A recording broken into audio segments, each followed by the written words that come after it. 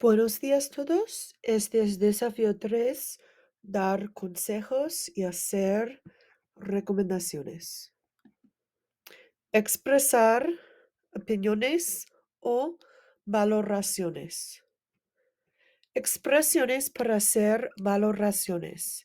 To express opinions and to make value statements, we can use something called impersonal expressions, like the ones you see here.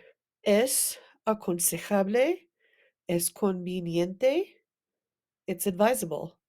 Es importante, it's important. Es bueno, it's good. Es necesario, es preciso, it's necessary. Es mejor, it's better.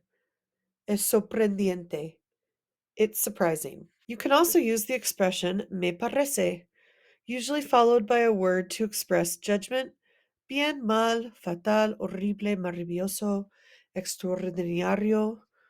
Me parece bien que comamos juntos mañana.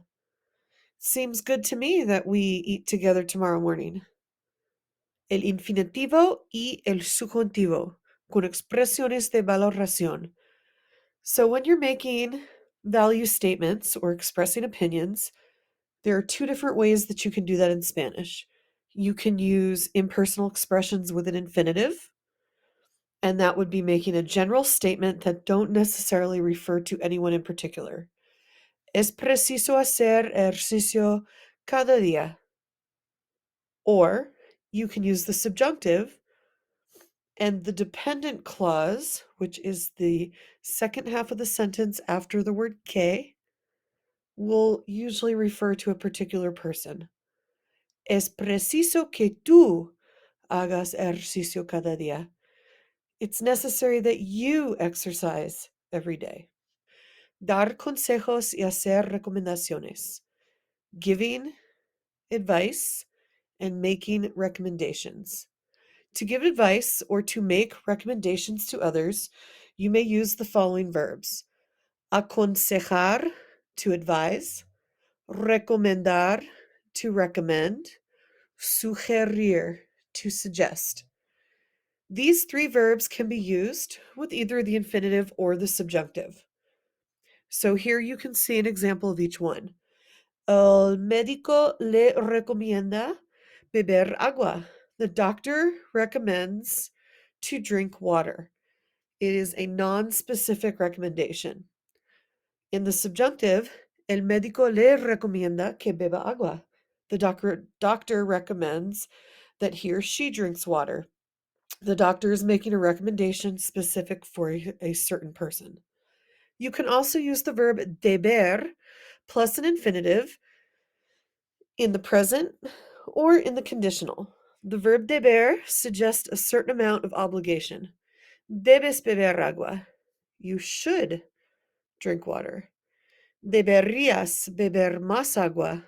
You should or could drink more water. Expresiones coloquiales para dar consejos y hacer recomendaciones.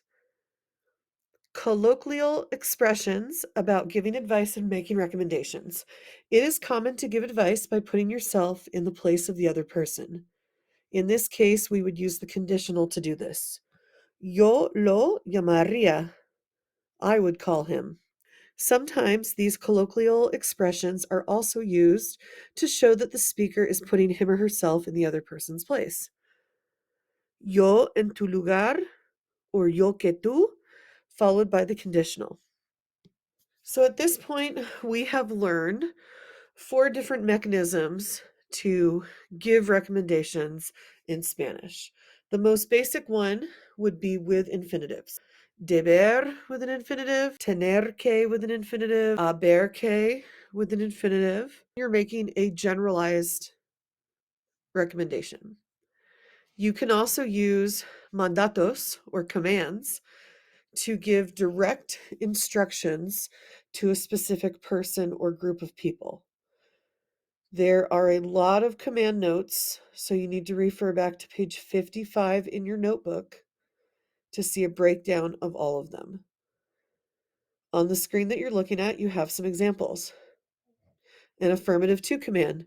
Ve al médico y hazte una revisión. Go to the doctor and have a checkup. Negative 2 commands. No fumes. No comas tantas grasas. Don't smoke. Don't eat lots of fatty foods. Usted commands, whether they're affirmative or negative. Coma la ensalada. No coma la pizza. Eat the salad. Don't eat the pizza. Ustedes commands, both affirmative and negative. Eviten la comida basura. No sean perezosos. Avoid junk food. Don't be lazy. Nosotros commands, both affirmative and negative. Remember, nosotros commands is like saying, let's do something in English. Hagamos ejercicio. No vayamos a Burger King. Let's exercise. Let's not go to Burger King. The third way to make recommendations in Spanish is using the conditional. So on the previous slides and in your notes, you can simply use the yo form plus the conditional, yo que tú, and the conditional, yo en tu lugar, and the conditional. Yo que tú, if I were you. Yo en tu lugar, if I were in your place. So you're telling them what you personally would do if you were that person. And the very last way to make recommendations is with the subjunctive. So we have so far talked about using impersonal expressions with the subjunctive. And then on the previous slides, they introduced aconsejar, recomendar, and sugerir. All of these verbs can be conjugated in the present tense, followed by the word que, followed by another verb in the subjunctive. That second verb has to change to a different person, meaning that if I'm going to be doing the recommending, then I have to recommend to somebody else something for improving their health.